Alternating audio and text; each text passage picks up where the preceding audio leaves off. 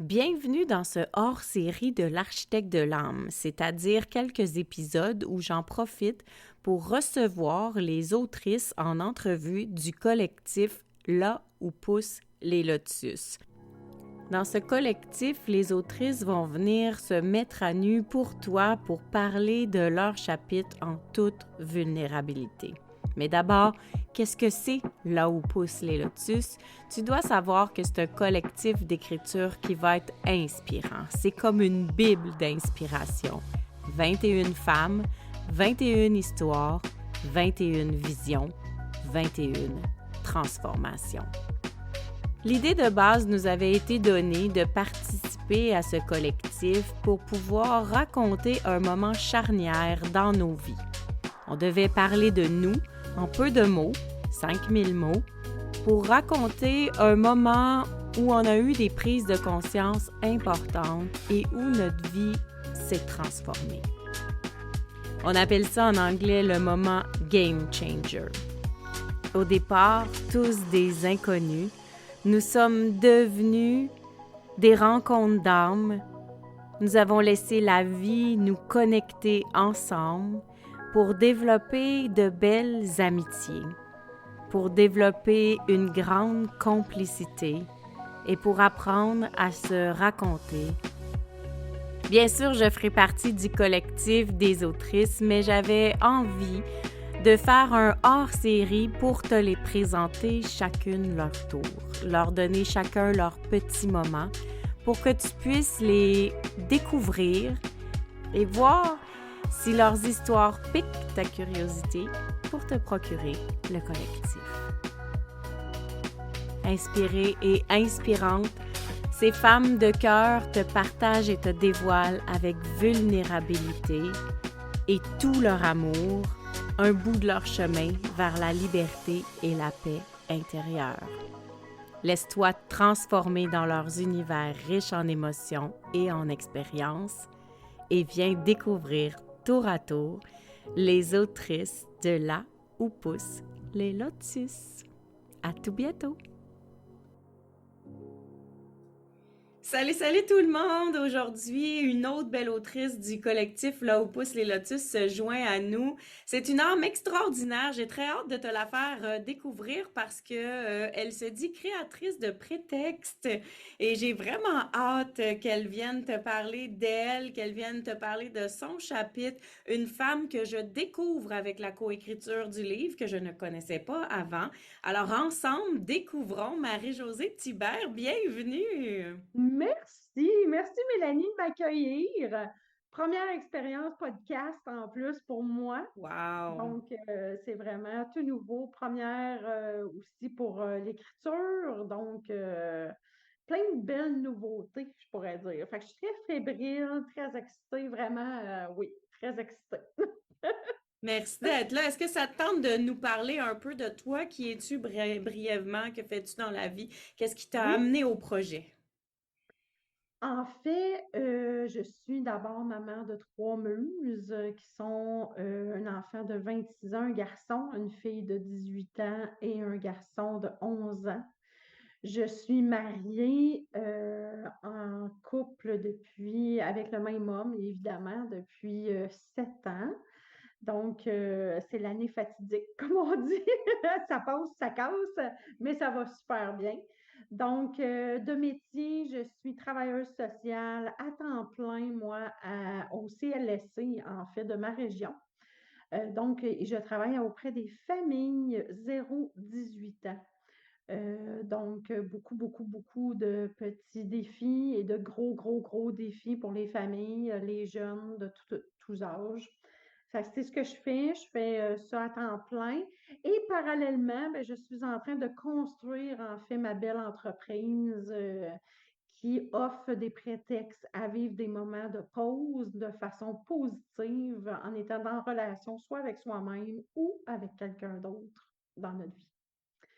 Donc voilà, tout simplement, je suis passionnée de la création, je suis passionnée des humains. C'est pour ça que ça s'appelle Les Humaines et les petits humains. Oh, magnifique! Et est-ce que c'est dans cette optique-là de venir parler de l'humain que tu t'es glissé dans le collectif des Lotus? De quoi as-tu choisi de nous parler dans ton chapitre? En fait, le processus du collectif a été, je dirais que c'est ma porte d'entrée pour la suite.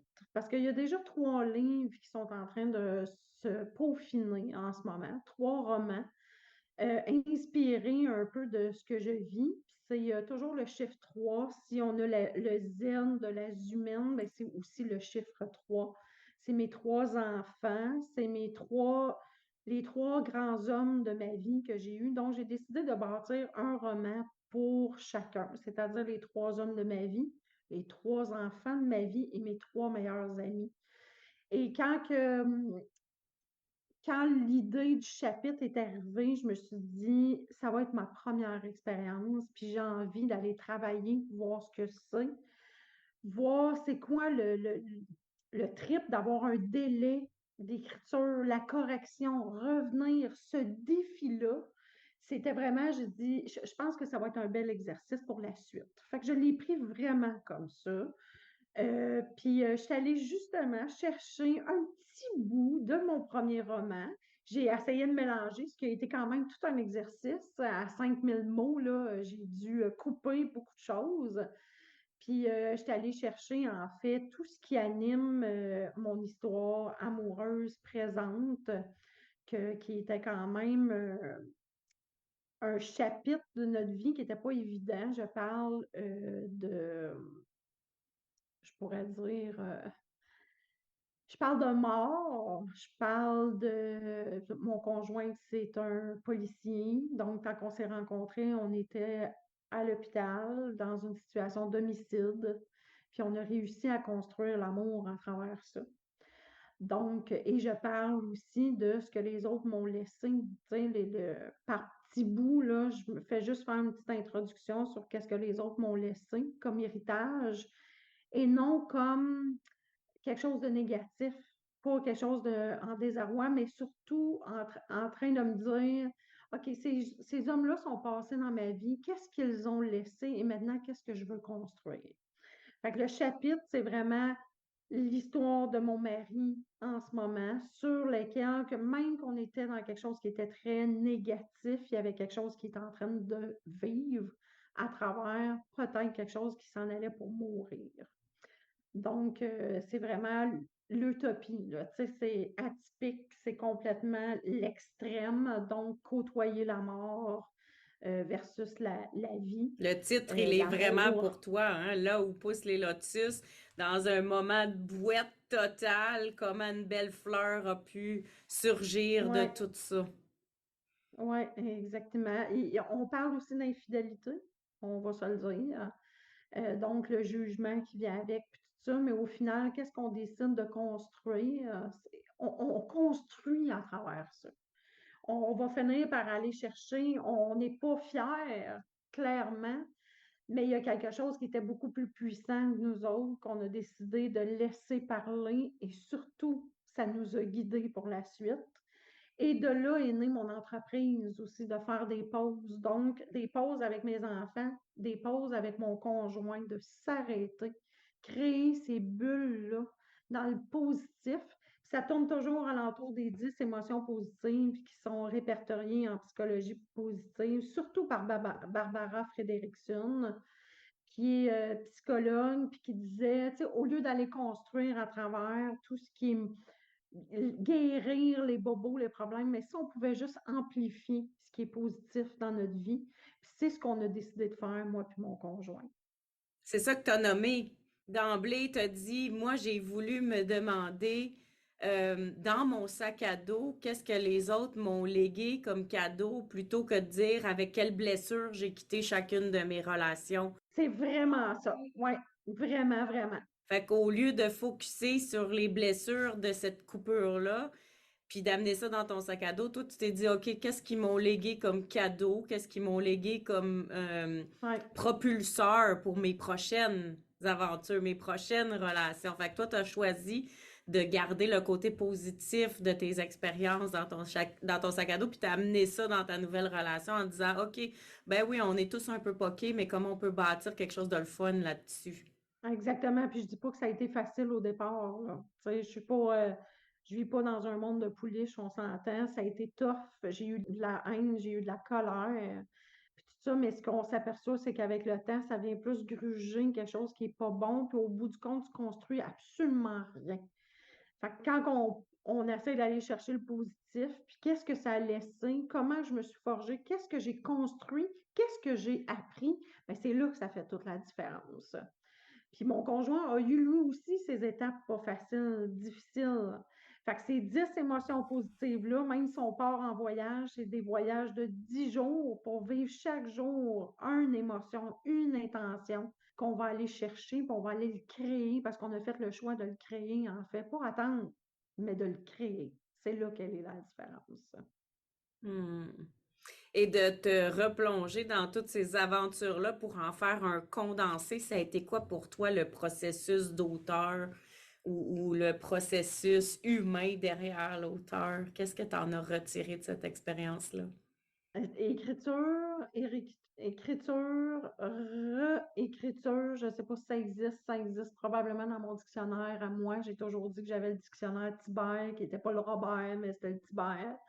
Euh, Écriture, puis surtout arriver à qu'est-ce que j'enlève, qu'est-ce que je laisse, mais surtout qu'est-ce que j'ai envie de projeter. Ça a été difficile dans le sens, pas laisser les mots, mais moi, ce que j'ai eu le plus gros défi, c'est qu'est-ce que j'enlève pour éviter que ça fasse mal, pour éviter que ça fasse mal à quelqu'un qui va le lire.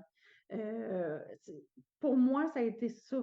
C'est le bout parce que j'ai pas de filtre habituellement. Je suis très intense. Fait que de faire une écriture dans une grande intensité, sans censure, mais penser qu'il y a quelqu'un qui va lire, pour moi, c'est un des plus gros exercices. Sans faire mal, est-ce que tu parles aux gens impliqués ou tu parlais aussi à l'auteur pour pas aller, pas l'auteur, pardon, le lecteur pour pas persécuter le lecteur? Est-ce que c'était plus tu pensais aux lecteurs généraux ou tu pensais vraiment les gens que je pointe? Les deux, OK. les deux. Et c'est là que c'est un exercice difficile. Donc, je ne trouve pas ça évident, là, du tout, du tout, du tout. Fait que, tu sais, c'est pour ça qu'à un moment donné, juste d'appeler ça, est-ce que c'est un bout de roman? Est-ce que c'est quelque chose qui est plus de l'ordre de la biographie? Ça a été un long questionnement. Et là, on va voir comment que tout ça va se finaliser, en fait, après l'étape de la correction, l'étape de comment c'est perçu l'autre côté tant qu'on est lu. Fait que je vais pouvoir amener des ajustements, là. Mais ça, c'est ma plus grosse crainte. Puis ça a été le plus gros des processus. Je me suis relue. J'ai changé, tout le temps en étant insatisfaite parce qu'il y a des choses que je me dis, oh, je vois-tu là? Hmm. Et j'utilise-tu ce mot-là? Juste le mot ma fille veut me tuer, parce que c'est vraiment ça qui se passait, c'était déjà un gros mot. Est-ce qu'au final, il va rester, il restera pas? J'ai hâte de voir l'effet, l'impact que ce mot-là va avoir dans mon chapitre. Parce que c'était vraiment ça. Parce que moi, j'avais vraiment CLSC, une mère que sa fille voulait la tuer, donc elle s'en venait au CLSC. J'ai dû appeler les policiers et je tombe en amour avec le policier qui a pris en charge la situation. Fait qu'à travers un coup de foudre, j'avais ma main posée sur quelqu'un qui était en détresse complètement. Je devais me ramener entre la réalité et ce qui se passait que je n'étais pas habituée dans mon corps. Puis de te replonger là-dedans, comment tu t'es senti? Bien. Pour vrai, bien, parce qu'au final, je la connais, l'histoire finale. Hmm. C'est ça. Puis je me suis sentie bien parce que tout existe en ce moment, puis tout est vivant. Il n'y a personne qui a perdu la vie. Fait que ça, c'est extraordinaire. C'est quoi que tu aimerais passer comme message à travers ton chapitre pour le lecteur? Que dans les moments les plus difficiles, on peut aller chercher quelque chose, quelqu'un, un mot, une phrase qui nous apaise. Hmm. On peut ressortir aussi de grandes étapes qui sont difficiles dans notre vie, puis aller encore là chercher quelque chose qui fait du bien, quelque chose qu'on ressort encore plus vivant que jamais. Puis j'aimerais sincèrement que les gens croient en leurs rêves, puis essayent de mettre un peu plus d'intention positive dans leur vie. Et plus on est dans cette pensée-là, plus on l'attire, plus on en vit, puis plus qu'on s'ouvre, hein.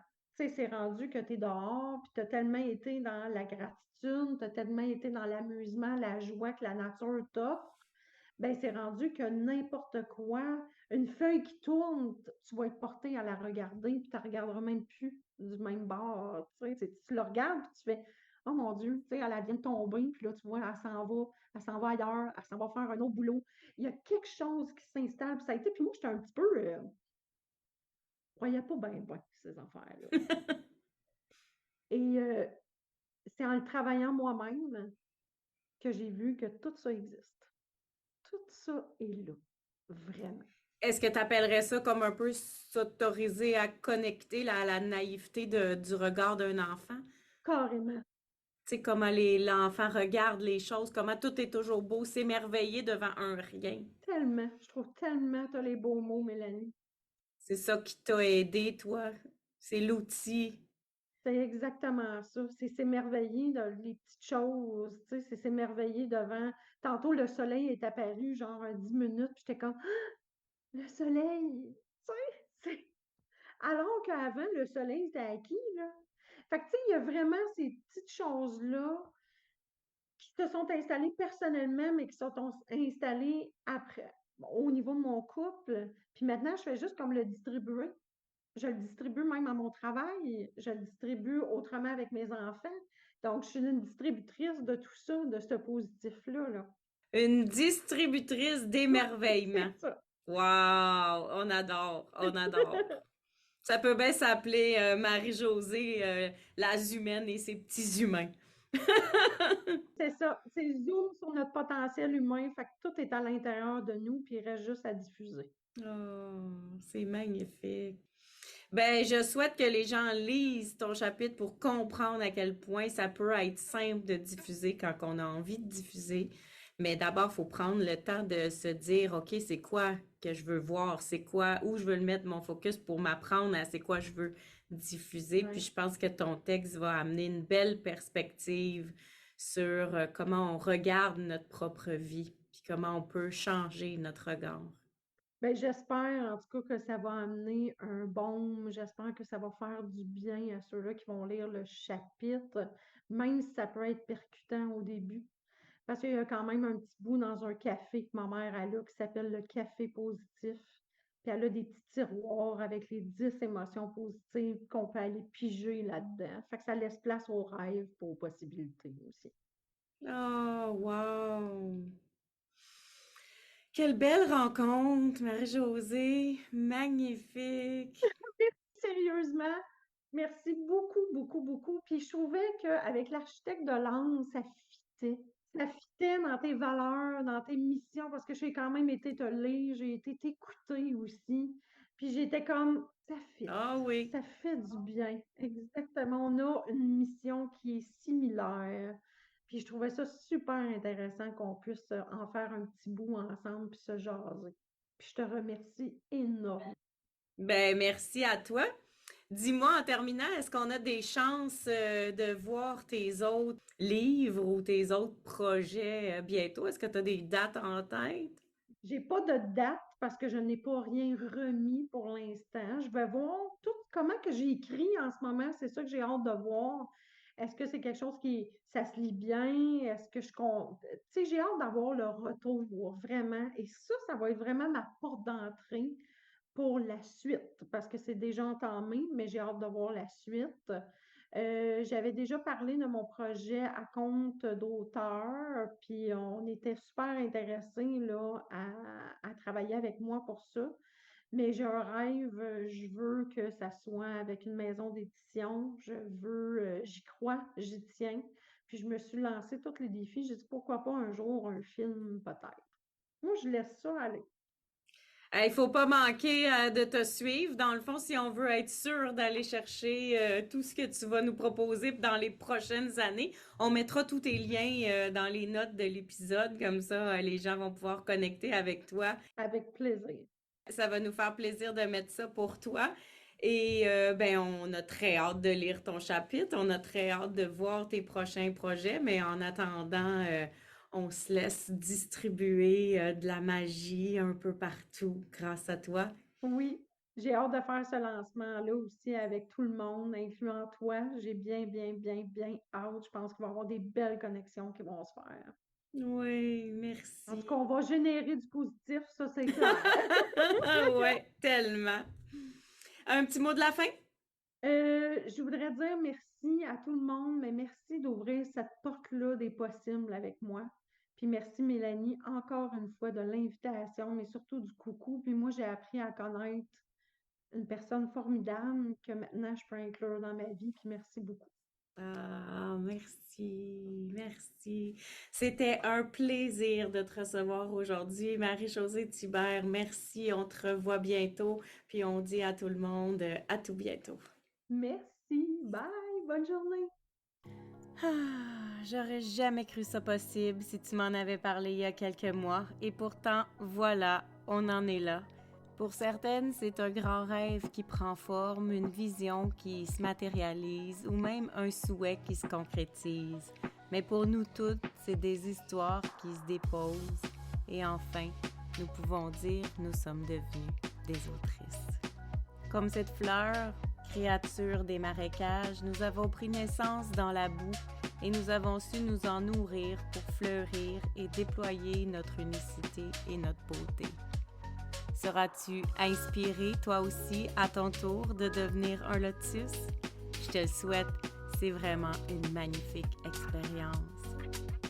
Et si tu veux un accès direct à ta copie, tu peux aller sur melcy.podia.com/lotus ou visite le www.melcymélanie.com dans la section livres pour tous les détails. À tout bientôt!